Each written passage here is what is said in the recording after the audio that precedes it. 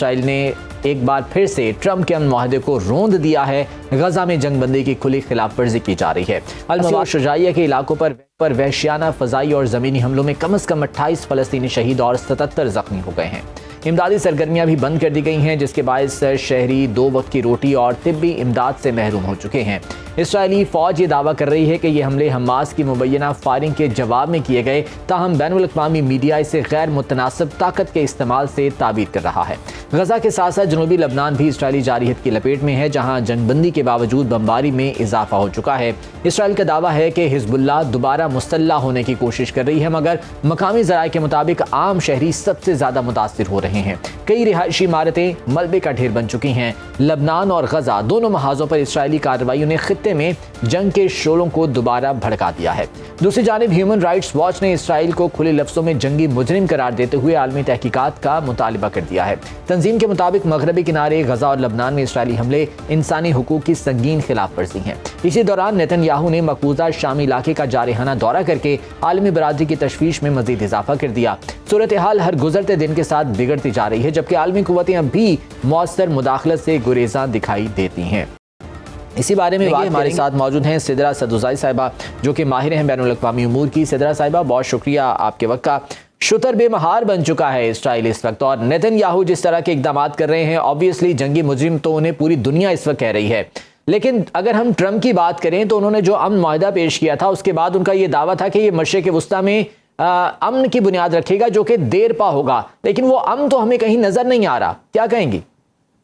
دیکھیں، نیتن یاہو کے اگینسٹ نا ساؤتھ افریقہ نے پہلے ہی آئی سی سی میں کیس فائل کیا تھا اور انٹرنیشنل کرمنل کورٹ کا سگنیٹری رہا ہے اسرائیل، لیکن اس نے اپنے سگنیچرز کو 2 سال کے بعد 2002 میں اس نے سائن کیے تھے، 2002 میں وڈرا کر دیا تھا. So according to Netanyahu and as per the law, جب آپ کسی بھی کنونشن کے سگنیٹری نہیں ہوتے تو آپ کو اس کے انڈر ٹرائی نہیں کیا جا سکتا.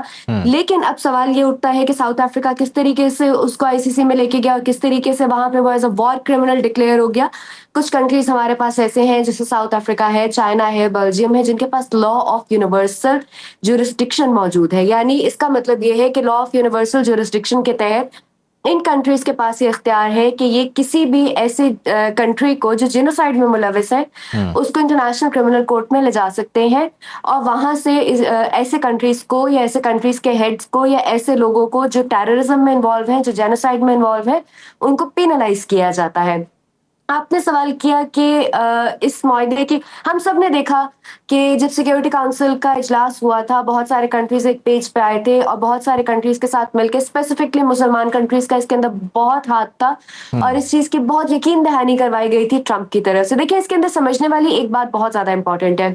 جو آرتھوڈاکس اینجلک کرسچنز موجود ہیں وہ ایک بہت اسٹرانگ لابی ہے صدر ٹرمپ کی جو امریکہ کے اندر موجود ہے and they are backed by the Jews. نہ صرف کرسچنز بلکہ یہ اینجلک لابیز جو ہے یہ جیوز بیکڈ ہے.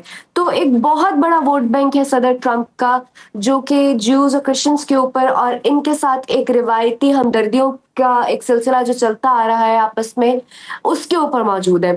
دیکھیں، صدر ٹرمپ نے فار اسپیس سیونگ کہہ سکتے ہیں اس کو یا یہ کہہ سکتے ہیں کہ دنیا کے ساتھ دنیا کے روش میں چلتے ہوئے اپنی طرف سے ایک بہت اہم کردار ادا کیا ہے. لیکن اس میں سوال یہ پیدا ہوتا ہے کہ کیا صدر ٹرمپ اپنے ووٹ بینک کو توڑیں گے اور کیا صدر ٹرمپ جو ہے وہ اپنی ہی پارٹی پالیسیز کے مینڈیٹ کے اگینسٹ جا کے اسرائیل کو کسی بھی قسم کہ جنگ روکنے کے لیے یا پینلائز کرانے کے لیے نیتن یاہو کو کیا کوئی اسٹیپ لیں گے؟ آبویسلی یہ ممکن نہیں ہے.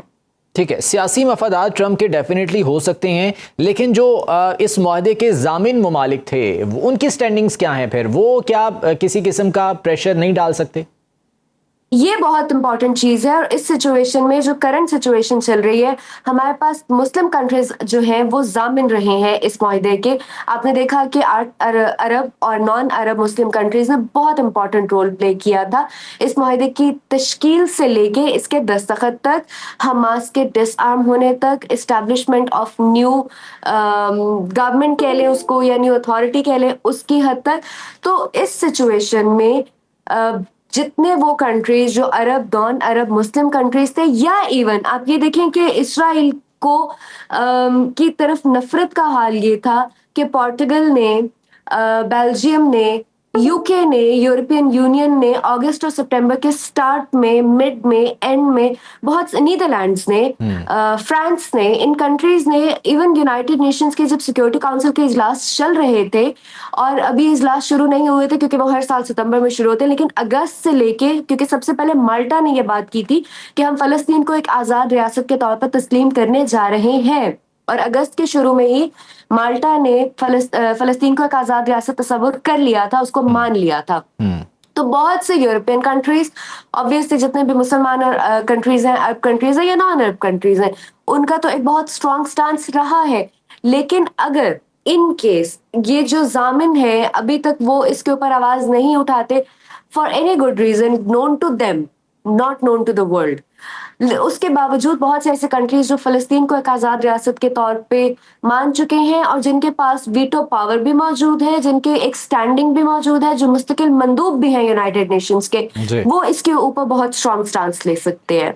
ठीक है। अच्छा, अभी जो एक प्लान किया जा रहा है गजा में इंटरिम सेटअप के हवाले से, जिसमें इंटरनेशनल पीस फोर्स वहां पर तैनात की जाएगी और हमास इसकी मुखालफत भी कर रही है, क्या इस तरह का कोई भी इकदाम आपको लगता है कि इस खित्ते में एक नए तनाज़े का, एक नए कॉन्फ्लिक्ट का बायस बन सकता है?